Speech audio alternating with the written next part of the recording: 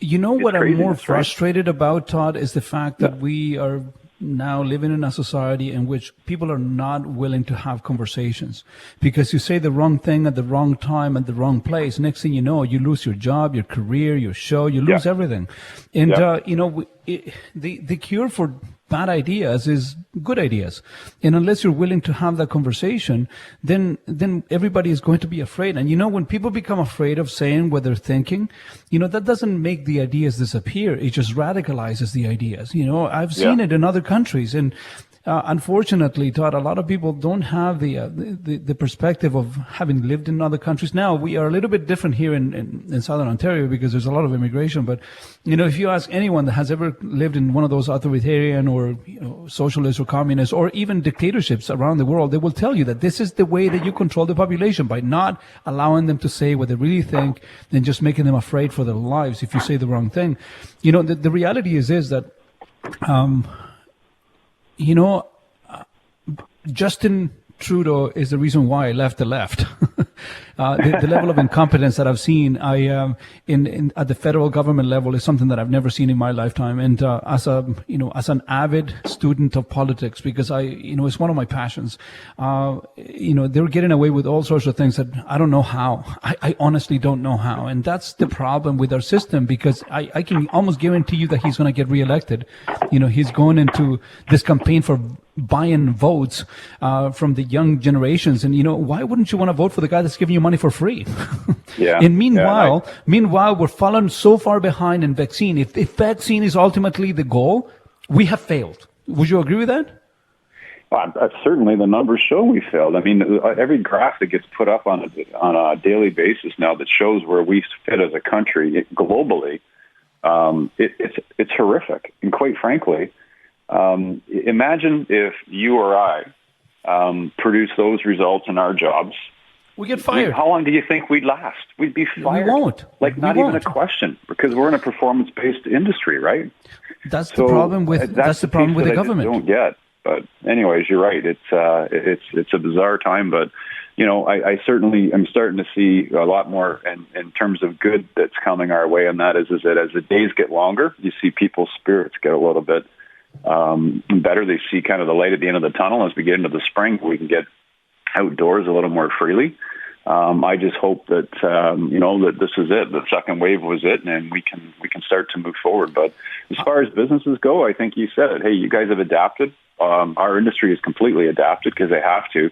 But it's not a temporary adaptation. I mean, this is the new way that consumers want to shop, whether it's cars or any other facet. I mean, people are buying houses through virtual tours now. They're not even going to the houses, right? So it's just a different way, and that's okay. I mean, as you said earlier about electric cars, I mean, demand should set how we service people. And if this is what they demand, then that's how we have to service them. So I think the industry's done a good job of that. Certainly your organization has, so that's for sure. That is if we live in truly free markets. But, it's amazing. I don't know if I have different thoughts on that, Todd.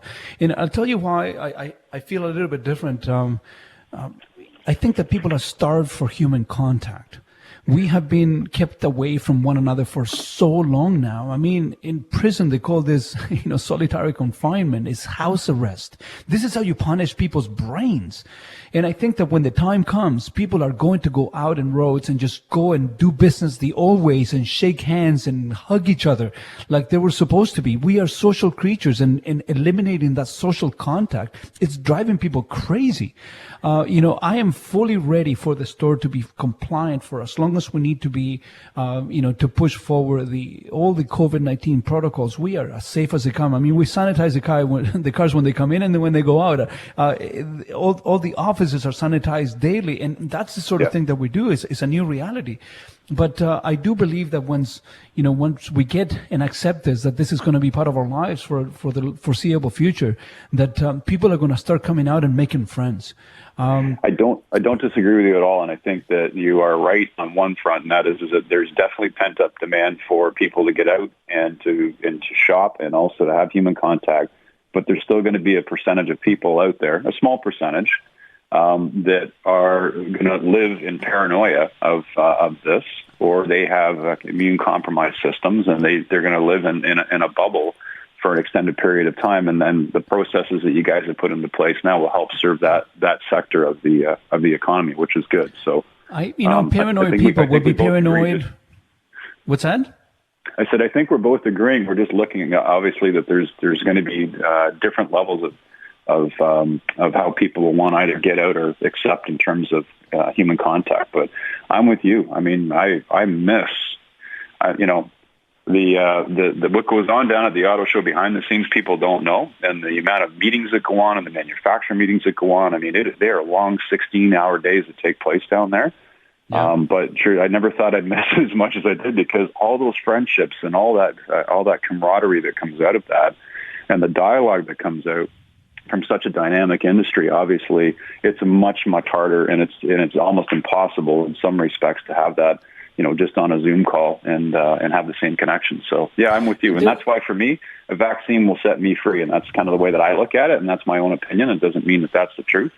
But that's, my psyche is when I get vaccinated, then I'm not putting other people at risk, and I'm also not putting myself and my family at risk. So, that's why I don't think the vaccine would set us free. I think that our mindset is going to set us free. And so long as we keep being oppressed by what's happening out there right now, you're not going to have people that are making objective decisions. And I think the paranoia is just setting in deep into the psyche of our people these days. And unfortunately, this is going to carry on for a while, because people are buying into this. And if you have any sort of tendency to be a paranoid person, this is certainly not helping.